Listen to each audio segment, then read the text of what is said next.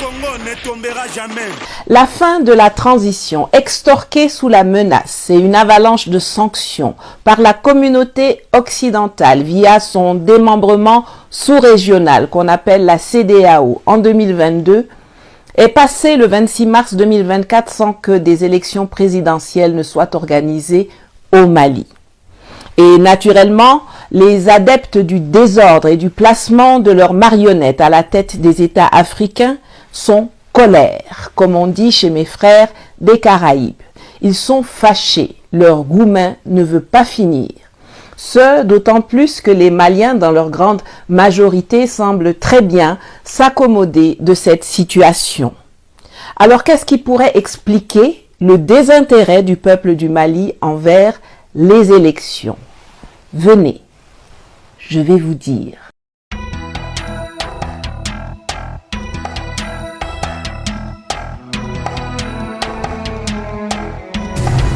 Sauvons l'Afrique.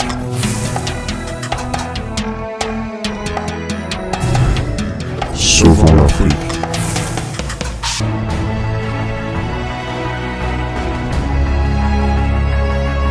La question est posée par rapport à comment une population peut croire qu'un peuple de l'autre côté de la rive peut obliger à un gouvernement d'organiser les élections.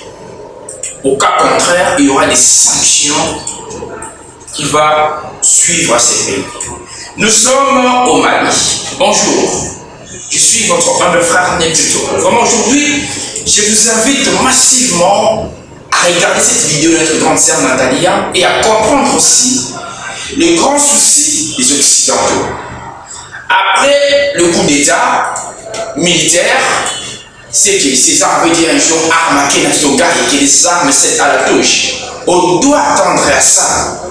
Les armes doivent céder à la touche. Mais d'une manière politiquement parlant électorale.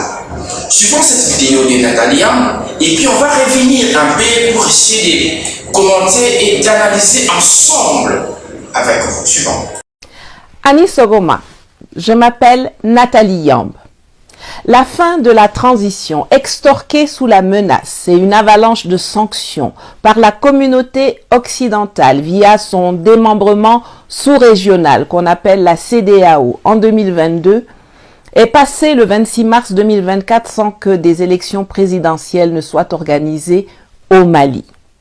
Et naturellement, les adeptes du désordre et du placement de leurs marionnettes à la tête des États africains sont colères, comme on dit chez mes frères des Caraïbes. Ils sont fâchés, leur goumen ne veut pas finir. Ce, d'autant plus que les Maliens, dans leur grande majorité, semblent très bien s'accommoder de cette situation. Alors qu'est-ce qui pourrait expliquer le désintérêt du peuple du Mali envers les élections? Venez, je vais vous dire. Sauvons l'Afrique. On commence par un retour dans l'histoire et vous verrez que la date du 26 mars a son importance.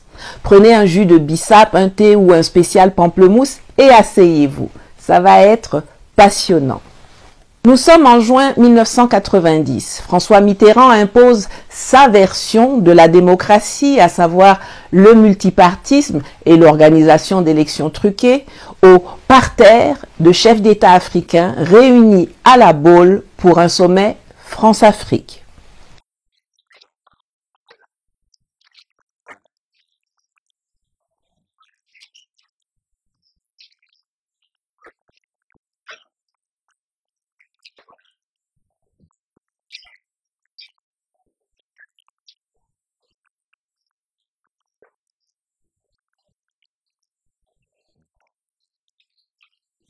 Les dictateurs adeptes du parti unique sont désarçonnés, pendant que les ambassadeurs de France en Afrique dite francophone et les ONG occidentales sont à la manœuvre en coulisses pour procéder au casting et conditionner les leaders estudiantins de l'opposition et de la société civile afin de donner un coup d'accélérateur à la mise en œuvre des instructions mitterrandiennes.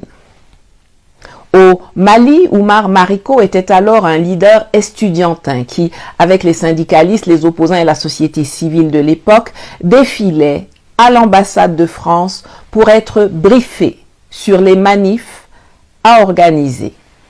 Le général Moussa Traoré, au pouvoir depuis 1968, après le renversement du premier président Modibo Keïta, s'était finalement décidé à suivre l'exemple du Béninois Mathieu Kérékou, du Gabonais Omar Bongo, du Congolais Sassou Nguesso, et à organiser une conférence nationale. On disait même conférence nationale souveraine, alors que cela se tenait sur instruction de Paris. Mais Moussa Traoré n'était déjà plus dans les bonnes grâces des Français, qui le trouvaient assez têtu, pas suffisamment malléable.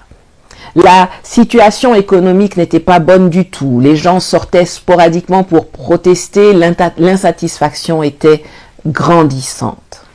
Après des manifestations qui causèrent des morts en janvier 1991, Moussa Traoré reçoit une délégation des forces pro-démocratie, comme on les désignait, et s'engage à organiser une conférence nationale dans les jours suivants et des élections auxquelles il ne prendrait pas part dans la foulée. Sortant de là, après des discussions houleuses en interne, car il y avait des gens de bonne foi dans le groupe, tout comme il y avait des serviteurs zélés des intérêts français comme Mariko, les gars ont quand même décidé, après avoir reçu des instructions en ce sens de l'ambassade de France, de maintenir les manifestations. On leur a dit, si vous arrêtez maintenant, c'est lui qui aura toute la gloire. On dira qu'il a amené la démocratie. Il faut maintenir la pression pour arracher la victoire. Le dictateur Moussa Traoré entra dans une colère monstre en se rendant compte que malgré l'accord trouvé quelques jours plus tôt, les manifestations ont quand même eu lieu. La répression fut à la hauteur de sa rage. Plus de 200 morts en 3 jours, du 22 au 24 mars. Ne s'arrêtant pas là, le lendemain, il donna instruction au commandant de l'armée de l'air de bombarder les manifestants réunis à la Bourse du Travail de Bamako. Celui-ci prit alors contact avec ses collègues pour les informer de sa décision de ne pas exécuter cet ordre inique et de la nécessité de stopper un Moussa Traoré qui, visiblement, perdait la boule. ATT, Amadou Toumani Touré, était alors le chef de la garde présidentielle. Il n'avait pas forcément la confiance des autres officiers supérieurs, dont beaucoup le trouvaient peu fiable. Mais le réalisme et la volonté d'éviter un massacre supplémentaire ont finalement fait que ceux-ci ont décidé de le mettre dans la boucle. En effet, ATT était au palais de Koulouba avec le président. Or, Koulouba est sur une colline et juste derrière, il y a la garnison et l'arsenal de Kati. Vouloir, dans ces conditions, affronter une garde présidentielle surarmée aurait causé un carnage. Eux, ils sont en position surélevée et suréquipée et vous venez d'en bas. Ils vous voient arriver et naturellement, ils vous canardent. Donc, ils ont préféré intégrer ATT dans leur plan. Celui-ci devait se saisir du président et venir avec lui au siège du génie militaire, me semble-t-il, où une réunion de l'état-major devait décider de la suite des événements. Nous sommes le 26 mars 1991. Ils ont attendu, mais ATT n'est jamais venu. En effet, au lieu d'aller au rendez-vous avec le prisonnier, ATT l'a plutôt fait transporter au camp para de Djikoroni et s'est rendu lui-même à la télévision pour faire une déclaration.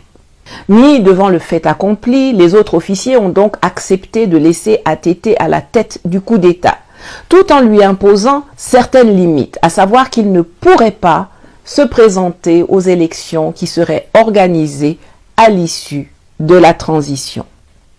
C'est dans ça que le CTSP, Conseil de transition pour le salut du peuple, a été créé, dans lequel Oumar Mariko a été nommé, sur recommandation de l'ambassadeur de France, et contre l'avis d'une grande partie des gens qui ne voulaient pas voir les élèves et étudiants dans cette instance. Intègre également le CTSP un copain de Mariko, Iyad Al-Khali. ATT a donc organisé la fameuse conférence nationale de juillet à août 1991, puis les élections législatives et présidentielles en mars et avril de l'année suivante, élections gagnées par Alpha Oumar Konaré du parti ADEMA, avec lequel il fait un deal, celui de lui remettre le pouvoir à l'issue de ses 2 mandats à la tête de l'État. ATT s'est retiré et pendant 10 ans, a été formé, façonné par les Occidentaux. On l'a vu mettre en place une fondation financée par le Carter Center, participer à plein de missions onusiennes, bref, être préparé à jouer parfaitement le rôle de marionnette à la tête de l'État. Et c'est ainsi qu'en 2002, pour tenir l'accord passé en 92, Alpha Oumar Konaré manipula les résultats électoraux pour offrir la victoire à ATT, qui avait entre-temps étoffé son réseau france-africain, états-unien et onusien. Sous la mandature de ATT, Oumar Mariko, toujours lui, devient député. Les 10 ans de ATT à la tête de l'État sont marqués par le lucratif business des enlèvements d'otages occidentaux suivis de paiements de rançons exorbitantes, par le trafic de drogue dans le nord du pays où des avions bourrés de cocaïne se posaient et repartaient, et par la quasi-cession du nord du Mali à travers la signature des accords d'Alger pour la restauration de la paix, de la sécurité et du développement dans la région de Kidal, signé le 4 juillet 2006, accord qui fait avancer d'un grand pas le projet occidental de partition du Mali. Fast forward en 2011. Nicolas Sarkozy a promis le nord du Mali aux Touaregs libyens qui l'ont aidé à éliminer Kadhafi. Quand vous regardez la carte de l'Afrique, vous voyez bien que le Mali n'a pas de frontière avec la Libye. C'est comme ça qu'avec la complicité du président nigérien Mahamadou Issoufou, les gars ont traversé le nord du Niger et sont venus s'installer à Kidal, où certains Touaregs maliens s'activaient pour la scission et l'indépendance de l'Azawad. Mais alors que les attaques des terroristes descendant vers le sud s'intensifiaient, l'armée malienne pratiquait ce que l'on présentait comme le repli stratégique. Au fur et à mesure que Bamako donnait l'ordre aux troupes d'abandonner sans combattre les localités du nord aux terroristes, la complicité du chef de l'État, chef suprême des armées, devenait de plus en plus manifeste et la grogne des militaires s'amplifiait. Et puis arrive le 18 janvier 2012. Le capitaine Sékou Traoré, que ses camarades appelaient Bad, qui tenait Aguelhok, a refusé de procéder au fameux repli stratégique prôné par Amadou Toumani Touré. Il résiste à l'assaut lancé par les terroristes et après 6 jours de combat, demande à la hiérarchie militaire de lui balancer des munitions pour qu'il puisse tenir le siège et repousser les assaillants du MNLA, de Ansar Dine, les amis de Oumar Mariko. L'armée de l'air a tout préparé, mais ATT a fait le mort, ne donne pas son accord ou trop tard. Le 24 janvier, les terroristes prennent la garnison de Aguelhok. Des valeureux soldats sont tués d'une balle dans la nuque, mais la plupart sont décapités, éventrés, écrasés par des 4x4. 153 morts. Un carnage. Quand l'horrible nouvelle arrive à Bamako, la révolte soulève les casernes. Amadou Toumani Touré dépêche son ministre de la Défense, le général Gassama, pour négocier avec les militaires en colère. Mais il sait ce qu'il a fait et il sait qu'il ne pourra pas s'en sortir après pareille forfaiture et ses deals penchés avec Sarkozy. Alors bien qu'on ne soit qu'à 2 mois de la fin de son mandat et de l'élection présidentielle à laquelle il ne se représentait pas, il organise sa fuite avec sa garde rapprochée. Il appelle son parrain Jimmy Carter, qui touche les personnes nécessaires à Washington, et, sortant par une porte arrière de Koulouba, il va se réfugier à l'ambassade américaine, avant même que quelqu'un ne soit en route pour le déloger du palais. Quelques heures plus tard, quand arrive le général Gassama, qui venait rendre compte des discussions houleuses avec les révoltés de Kati et prendre des instructions, le palais est vide. Et c'est en ne voyant pas le général revenir après la consultation qu'il devait avoir avec le chef de l'État que Amadou Aya Sanogo et ses hommes, qui étaient des amis et promotionnaires de Bad, le vaillant capitaine massacré à Aguelhok, se dirigent vers le palais qu'ils trouvent abandonné. Ils tirent quand même quelques rafales pour faire comme s'ils avaient fait quelque chose. Et c'est comme ça que Sanogo s'installe au pouvoir, alors que pendant 3 jours, ATT se planquait chez les Américains, avant que la CEDEAO n'entre dans la danse en désignant Blaise Compaoré comme médiateur, qui a dépêché Djibril Bassolès, son ministre des Affaires étrangères, à Bamako pour récupérer la lettre de démission de ATT et l'exfiltrer vers le Sénégal. Alors bien entendu, il y aura des gens qui ne vont pas être d'accord avec cela, qui croient encore à la légende que les Occidentaux ont bâtie autour de ATT, le soldat de la démocratie, le général pacifiste, l'incompris. Mais aujourd'hui, en 2024, je pense que la plupart d'entre vous a compris que quand les Occidentaux célèbrent un Africain à longueur de journée, c'est parce que celui-ci a travaillé pour leurs intérêts et non pas pour ceux de son peuple. Revenons à nos affaires. Une transition est organisée et en août 2013, Ibrahim Boubacar Keïta est élu président de la République. Se sachant gravement malade depuis longtemps, il se préoccupe plus de laisser son entourage familial à l'abri du besoin que de gérer le pays au mieux de l'intérêt des Maliens. Avec son clan, il vole avec les mains, avec les pieds, avec les dents. En 2018, malgré son rejet de plus en plus massif par l'opinion, il rempile, volant la victoire de Soumaïla Cissé, qui sera d'ailleurs kidnappé 2 ans plus tard pour être relâché fin 2020, juste à temps pour officiellement attraper le Covid et mourir 2 mois après sa libération. Les législatives, sans cesse repoussées par Ibeka, sont finalement organisées en mars 2020, mais causent une bronca quand le Conseil constitutionnel traficote encore une fois les résultats. Les populations descendent dans la rue et n'en repartent plus jusqu'à ce que les militaires menés par le colonel Assimi Goïta demandent poliment à Ibeka de démissionner le 18 août 2020. Ce qui se passe sans effusion de sang. Je voudrais, à ce moment précis, tout en remerciant le peuple malien de son accompagnement au long de ces dernières années, de la chaleur de son affection, vous dire ma décision de quitter mes fonctions, toutes mes fonctions à partir de ce moment. J'ai pris le temps de vous raconter cela pour que vous compreniez que pendant 30 ans, à coups de manœuvres de fraude, d'embrouilles, de baratinage, d'accords malsains, le vote des Maliens a été manipulé, contrefait, ignoré, trahi.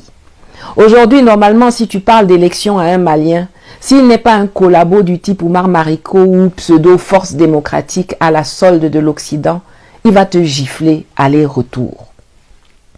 Les Maliens ne sont pas en quête d'élection, ils sont en quête de sécurité, d'apaisement, de prospérité, d'unité.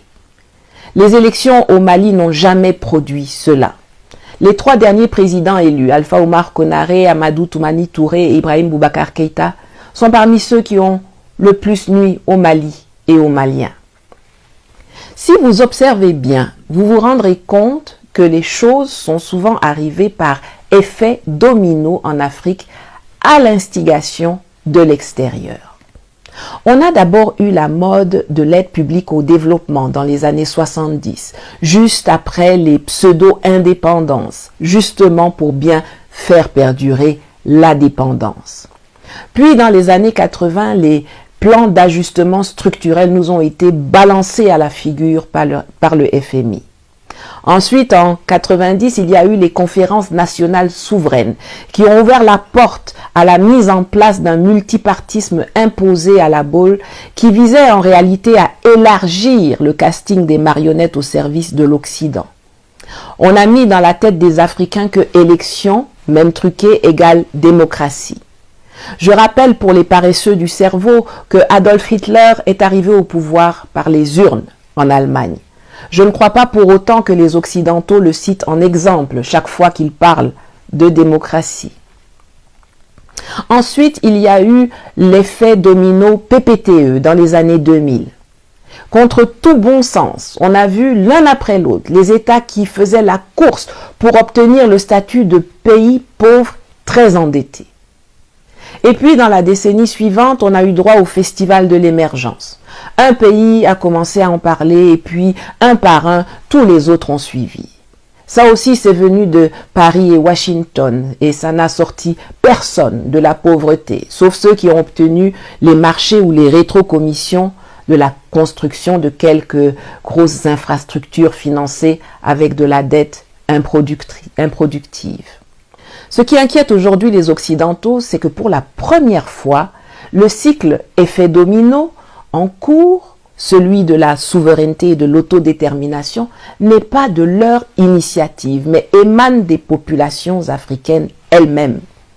J'ai donné un coup d'envoi à Sochi, puis ça a commencé au Mali, ça a continué au Burkina, ça s'est poursuivi au Niger, ça vient d'avoir lieu au Sénégal.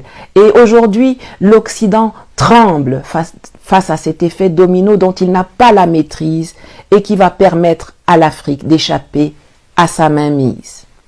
Et c'est pour ça que vous les voyez tempêter, avoir recours à leur relais pour que au Mali, au Burkina et au Niger soient de nouveau organisées des élections présidentielles qui leur permettraient de replacer à la tête de ces pays leurs habituelles marionnettes et de revenir rapidement sur la déconstruction méthodique du pacte colonial en cours de téléchargement, tandis qu'au Sénégal, au contraire, ils ont tout fait pour retarder la tenue d'élections présidentielles qui voient arriver des souverainistes comme Ousmane Sonko et Bassirou Diomaye Faye au pouvoir.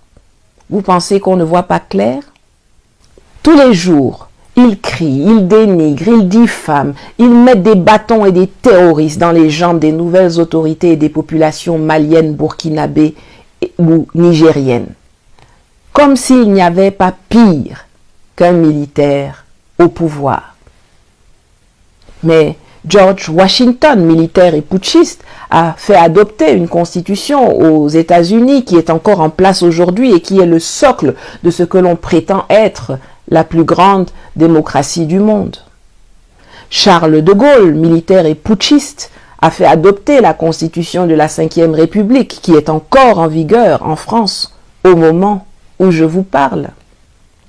Jerry Rawlings, militaire putschiste, a fait adopter la constitution encore en vigueur au Ghana, qui fait de ce pays un exemple souvent cité en matière de démocratie en Afrique et ailleurs dans le monde.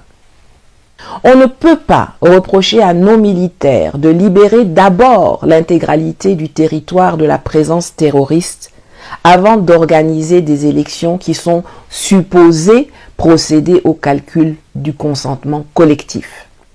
En Ukraine, ils acceptent sans broncher que les élections ne se tiennent pas à cause du conflit avec la Russie. En Guinée, la non-tenue d'élections ne les gêne pas trop. Pourtant, le pays, contrairement à ses voisins, n'est pas en guerre. Le rôle des militaires est de protéger l'intégrité du territoire. Cette intégrité n'est pas seulement physique ou territoriale, elle est aussi institutionnelle. Maintenant que la durée de transition est terminée, avons-nous les conditions réunies pour laisser la place aux civils, pour que toutes les populations se prononcent? La réponse est non. Il y a certes des progrès notables. Kidal, qui avait été offerte aux terroristes par la France et a été récupérée, ainsi que Aguelhok, Ber, etc. Mais on est encore loin du compte. Comment osez-vous pousser aux élections alors qu'il y a encore des milliers de personnes déplacées, des zones insécurisées, des attaques terroristes qui endeuillent l'armée et les populations civiles? Ceux qui sont pressés d'avoir des élections là, comme c'est vous qui payez et qui équipez les terroristes qui déstabilisent le pays et qui occupent une partie du territoire, ramassez vos barbus et allez les déposer ailleurs et puis on va organiser des élections. Mais tant que vous laisserez vos supplétifs terroristes occuper une partie du territoire malien ou nigérien ou burkinabé, il n'y aura pas d'élection. Point. Et vos marionnettes locales, comme Oumar Mariko ou Mamadou Konaté, peuvent taper leur corps tant qu'ils veulent, ça n'ira pas quelque part. J'ai fait une chronique sur le sujet qui s'affiche à l'écran. L'Afrique a été déjà colonisée. Il y a d'autres pays, plus de 50 ans, plus de 20 ans, plus de 30 ans, plus de 60 ans même. Le pays africain a été colonisé par l'Europe, l'Amérique, l'Angleterre, beaucoup de pays de l'Occident et de l'Orient. Mais ces temps-là où ces moments de la néocolonialisme ou de la colonisation doivent trouver son déclin ou sa fin, doit déjà chuter. On a déjà compris cela par rapport à d'autres pays africains. On a parlé du Mali, du Burkina, du Niger, même le Maroc ici, la Guinée. Il y a beaucoup de pays africains qui comprennent comment est-ce qu'on peut changer la manière de faire et de voir les choses.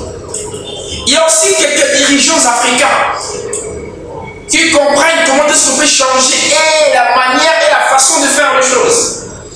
Comment est-ce qu'on peut prendre des décisions vraiment sévères pour l'avancement et l'amélioration de notre pays. Mais ce n'est pas le cas pour d'autres présidents, d'autres marionnettes. Raison pour laquelle je vais féliciter les 3 pays de Sahel, même vous, le Mali. Ce n'est pas le moment d'être toujours là arnaqué par les Occidentaux. C'est un grand moment pour vous de rester ferme, de dire non aux prédateurs et de comprendre la manière dont les Occidentaux veulent toujours prendre des têtes ou prendre toujours de l'avance par rapport aux leaders africains. Mais c'est un grand moment pour vous de rester toujours là tranquille en train d'observer mais d'agir en silence. Et de ne pas toujours là être rester comme des marionnettes. Des gens qu'on peut manipuler facilement, non. C'est le grand moment que nous, étant des peuples africains, nous devons prendre des décisions précaires pour notre continent. Merci de votre frère David Togo. Je vous demanderai s'il vous plaît de vous abonner, de liker, surtout de commenter, pourquoi pas de partager la vidéo. Vos suggestions, donc, vos commentaires nous donnent le courage de continuer toujours à faire bien les choses et améliorer là où les choses tournent mal. Et je serai certain que vous allez partager la vidéo, vous allez aussi aimer, pourquoi pas commenter. Quant à moi, on se retrouve à la prochaine vidéo. Restez branchés sur nos programmes et notre antenne. Merci, portez-vous bien. Tout le peuple du Mali, du Niger, du Burkina, de la RDC, du Rwanda, Congo, Brazzaville, partout dans le fait, Gabon, Nigeria, Mali, Burkina Faso, dont on vous aime de tout notre cœur. On se retrouve à la prochaine vidéo. Merci, bye. Le Congo ne tombera jamais.